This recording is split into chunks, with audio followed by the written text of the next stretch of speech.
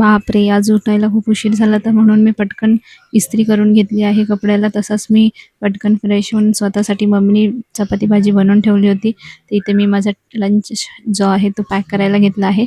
लंचमध्ये आज मम्मीने चपाती आणि बटाट्याची भाजी केली होती. तर इथे मी पटकन चपातीला रोल केले. बाकी सर्व घरातली कामं केली बरं का. मी झाडू, पोछा, गॅलरी धुणं, ते तुम्ही जर पहिले व्लॉग बघितला असेल तर तुम्हाला माहिती असेल की आपल्याला काय काय काम असतं. सकाळचं अंगण धुणं, एवढं सगळं काम करून मी पटापट आपला टिफिन मम्मीने करूनच ठेवला होता. तर खूप आधार झाला मला. मला म्हणजे टिफिन करायची टेन्शन नसतं, म्हणूनच मी थोडी आरामात पण उठते.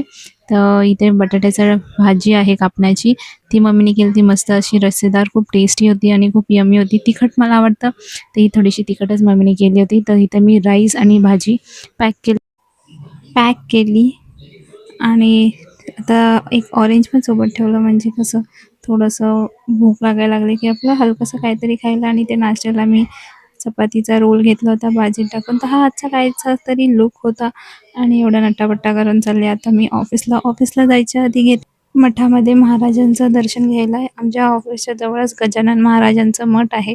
ते सुंदर असं मठ आहे, गेल्यावरती खूप पीसफुल वाटतं.